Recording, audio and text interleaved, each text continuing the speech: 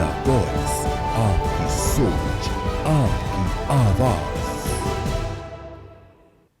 तो ब्रेक के बाद एक बार फिर आप सभी का स्वागत है। रुक कर लेते हैं खबरों की और आपको बता दें, लोकसभा में पीएम मोदी का वक्तव्य सामने आया है, जहां उन्होंने वंदे मातरम, हर भारतीय का संकल्प, ये बयान दिया है। पूरा देश एक स्वर में वंदे मातरम बोलकर आगे बढ़ा। अंग्रेजों ने भारत को बांटने की साजिश रची थी। ये बयान जो है लोकसभा में प्रधानमंत्री मोदी की तरफ से दिया गया। आपको बता दें 150वीं वर्षगांठ है वंदे मातरम की और इसी मुद्दे को लेकर लोकसभा में पीएम मोदी जो है वो बोल रहे थे। अंग्रेजों ने देश को बांटा और राज करो का रास्ता चुना, ये प्रधानमंत्री की तरफ से कहा गया।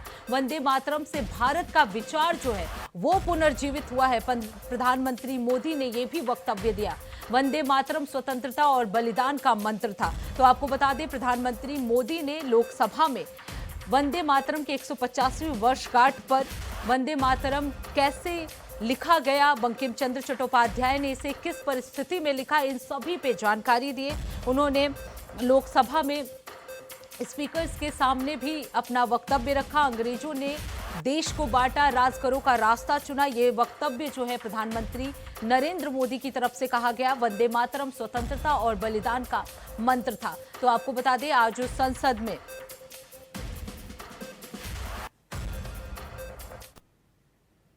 अब रुक कर लेते एक और बड़ी खबर की। आपको बता दें देश भर में इंडिगो की उड़ानों पर संकट जो है वो लगातार जारी है। आज भी अभी तक करीब 250 उड़ान रद्द की गई हैं।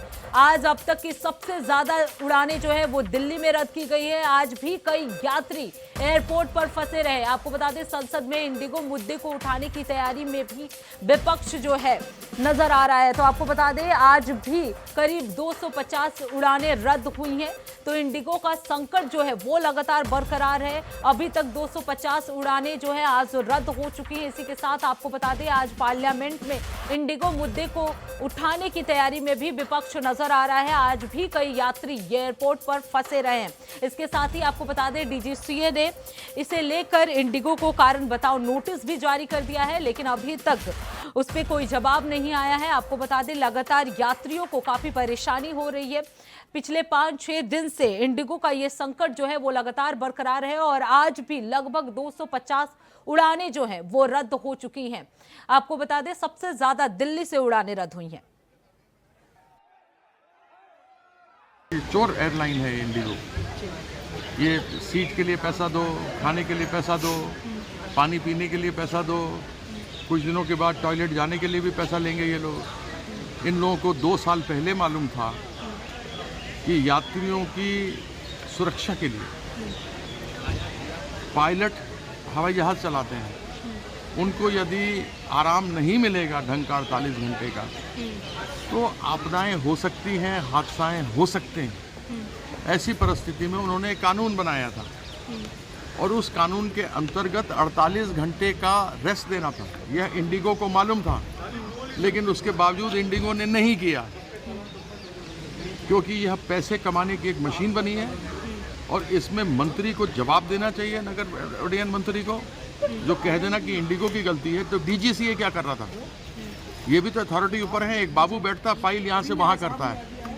एक कमिश्नरेट बनना चाहिए जिसकी जवाबदेही हो। 64% शेयर लेकर इंडिगो 1 नंबर पे है। उसके बाद टाटा है। टाटा ने तो चलो कर लिया क्योंकि उसके बहुत सारे हवाई जहाज ग्राउंडेड है, लेकिन इंडिगो ने समझा है कि ये मेरी बपौती है और इसी कारण से उन्होंने किया है। इसलिए इंडिगो को तो तुरंत जुर्माना होना चाहिए करोड़ों रुपए का।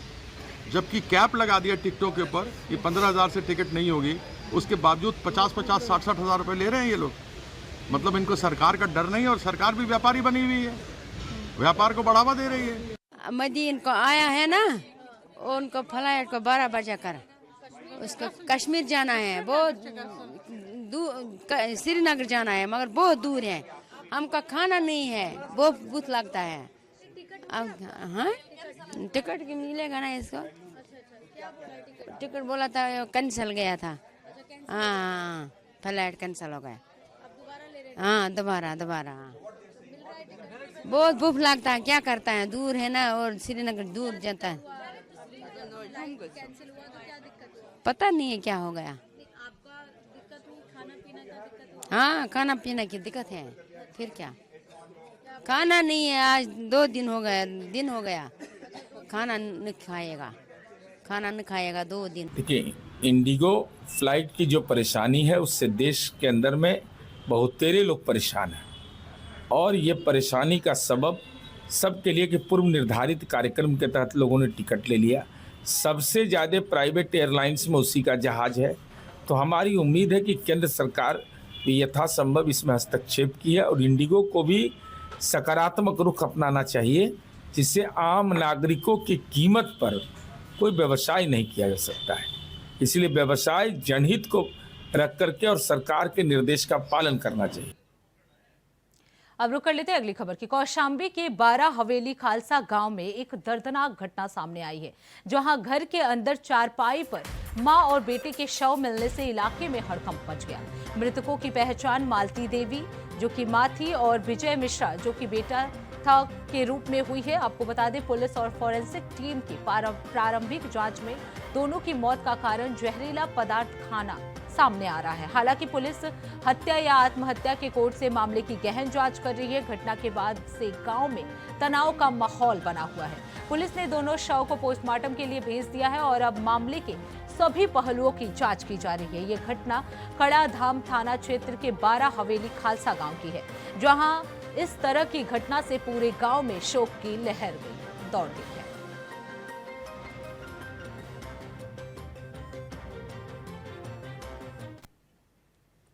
अब रुक कर लेते हैं अगली खबर की। कन्नौज के इंदरगढ़ थाना क्षेत्र के कनेकपुर गांव में एक युवक को लड़की छेड़ना महंगा पड़ गया। आपको बता दें, लड़की के परिजनों ने युवक को पकड़कर उसे बेरहमी से सजा दी और टकला कर जूतों की माला पहनाई। युवक को जूतों की माला पहनाकर गांव से बाहर निकालते हुए उसका वीडियो सोशल मीडिया पर वायरल हो गया। वीडियो में साफ दिखाई दे रहा है कि युवक को शर्मिंदा किया जा रहा है और उसे जूतों की माला पहनाई जा रही है।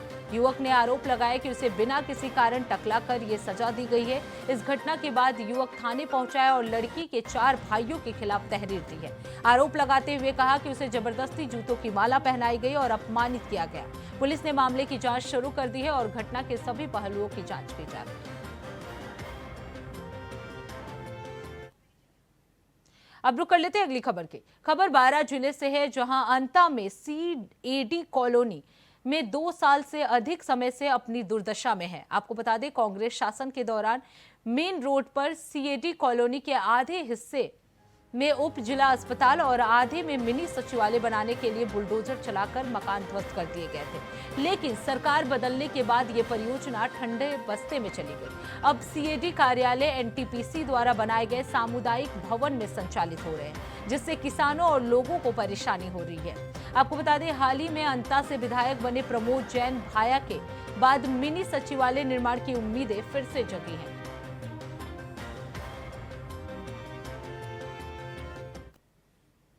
सबसे पहले तो मैं कहना चाहूँगा कि सत्ता बदलती है, व्यवस्था नहीं। एक जिस जगह हम खड़े हैं वो अंता की एक बहुत हाई फाई लोकेशन वाली कॉलोनी थी और यहाँ पे काफ़ी अधिकारी कर्मचारियों के निवास थे और यहाँ पे बहुत बड़ा ऑफिस चलता था।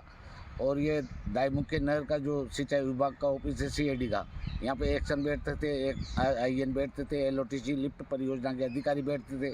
आज वो सब बेघर हो रहे हैं, इधर उधर पड़े हुए हैं। कोई तो सामुदायिक भवन में उनका ऑफिस संचालित हो रहा है। इधर SDM ऑफिस था पहले, यहाँ पे जो आम लोगों की अप्रोच में था, नीचे था, हर आदमी यहाँ आया जाया करता था। लेकिन अब SDM ऑफिस भी वहाँ पे कृषि उपज मंडी के एक कार्यालय में संचालित है। ऐसी स्थिति में मतलब यहाँ का प्रशासनिक ढांचा जो है वही बेघर है, तो सरकार और आम जनता, इसके बीच में सरकार ने आम जनता को एक धोखा दिया है। CAD का जो मिनी सचिवालय अंता के हृदय स्थल में बनना था और इसके लिए माननीय पूर्व मंत्री विधायक प्रमोद जैन भाई ने अथक प्रयासों से CAD की जगह में मिनी सचिवालय पास कराया और मुख्यमंत्री बजट घोषणा में 2023-24 में इसकी वित्तीय स्वीकृति और भूमि आवंटन कराकर संपूर्ण कार्य पूर्ण कर दिया गया था। लेकिन कुछ समय बाद जब दिसंबर में चुनाव हुए तो हमारी सरकार नहीं रही और कांग्रेस सरकार के बदलने के बाद भाजपा सरकार द्वारा इस पर कोई कार्य नहीं करवाया गया, जबकि इसकी बजट स्वीकृति हो चुकी है और मुख्यमंत्री से बजट स्वीकृति है। इसके अलावा ये भूमि आवंटन का कार्य पूर्ण हो चुका है, जबकि आप देख रहे हो कि एक हिस्से में जो राजकीय उप जिला चिकित्सालय बन चुका है और दोनों का बजट और दोनों की स्वीकृति एक साथ हुई थी। अब रुक करते हैं अगली खबर की। आगरा के खंदौली और बरहन क्षेत्र में खनन माफिया पुलिस और प्रशासन को खुली चुनौती देते हुए बेसमेंट की अवैध खुदाई कर रहे हैं।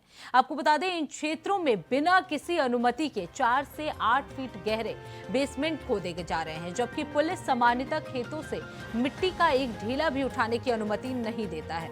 इस अवैध खनन की सूचना मिलने के बाद जब प्रशासन और पुलिस कार्रवाई करने पहुंचे तो खनन माफिया राघवेंद्र यादव जेसीबी लेकर फरार हो गया। अवलखेड़ा बरहन रोड पर बैनई पार्ट से पहले बेसमेंट की खुदाई की जा रही थी, जिससे ये सवाल उठता है कि आखिरकार इन माफिया तत्वों पर कार्रवाई क्यों नहीं की जा रही है। पुलिस और प्रशासन की ये गंभीर चुनौती बन चुका है, जबकि इलाके में अवैध खुदाई की गतिविधियां जो हैं वो लगातार बढ़ रही हैं।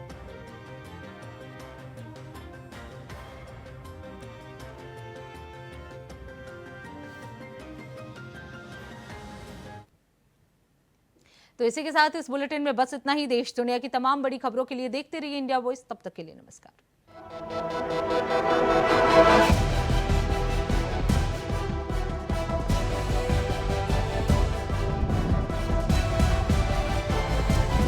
इंडिया वॉइस, आपकी सोच, आपकी आवाज।